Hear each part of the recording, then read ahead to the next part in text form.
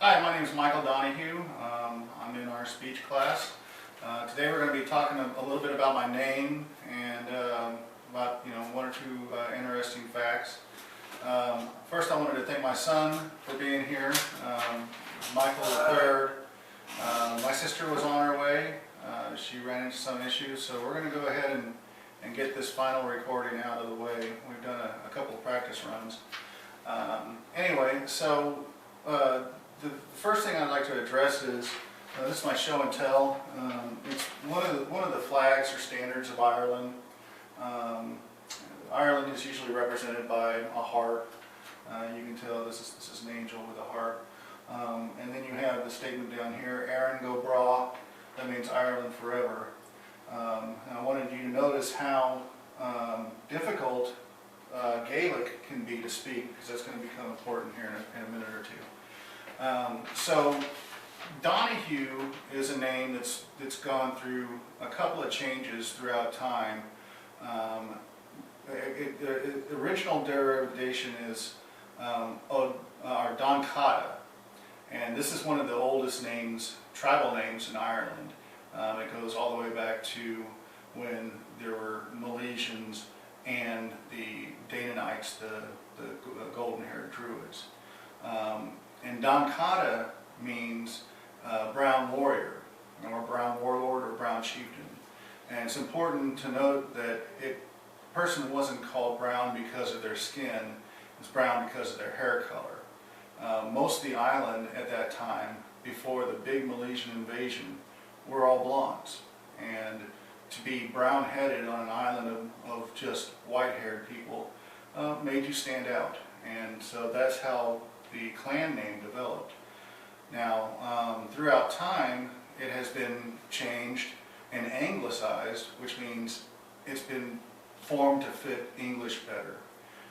This happened when the tribal people in Ireland began to reach out and interact with other cultures and societies, like the Anglo-Saxons and the Picts and the Gallic people and stuff like that.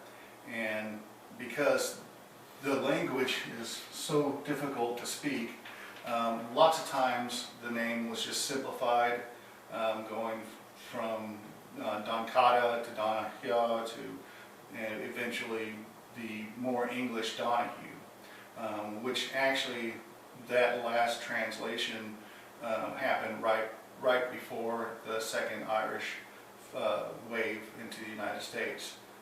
This would have been around the mid-1800s.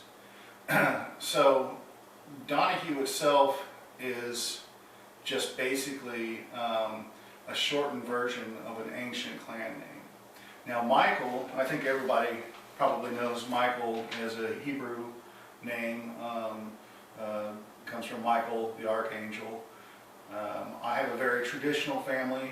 I'm traditional in the fact that they're religious and they carry traditions, the same kind of behaviors from generation to generation.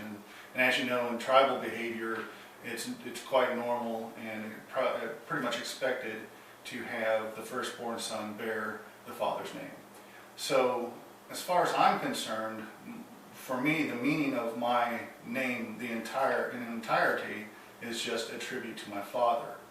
So I've never really sat down and analyzed what each means, because I feel specifically that it's a wider view than a more narrow view of the name.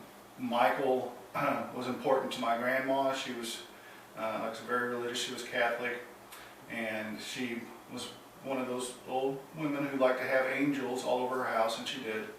And so when her first son came around, it was important to her to name him after someone that she thought would be grand to emulate. And Michael also in Hebrew means divinity or godlike. So that was important. Now my father, he didn't keep really using the moniker Michael. He was a rough and tumble guy on the east side of Kansas City, and he was nicknamed Mickey, and it stuck. In fact, of all three Donahues, Michael Edward Donahues, I'm the only one that actually uses the name. The other two knuckleheads go by Mickey, and they can do what they like, but I actually like Michael. So I stick with it. Something interesting about myself, I'm a third generation plumber. That means my grandfather did it, my dad did it, I do it. So it kind of, doing construction work kind of runs in our family's veins. And when I started the apprenticeship program in 1995, I started with the local union number 8 in Kansas City, which is one of the oldest and largest unions in the country, thus granting it the label 8. It's the 8th one ever started, and it was started in 1905. But getting back to the point, I went through the 5-year program in the apprenticeship, working at the top of my class. And near the end of the program, my dad began to pressure me because he bought out at Partner, began to pressure me to get my master's license so that he could use it for the shop. And you know, no matter how much you try to explain to, sometimes to a father, you just end up doing what they say. So I went and took the master's plumber's block test, and actually got granted my master's plumber's license before I even graduated apprenticeship, which really upset the union, but my dad didn't care, and so it was a done deal. Anyway, so throughout the entire history of the union, I'm the only guy that's ever actually got their master's license before their journeyman's license.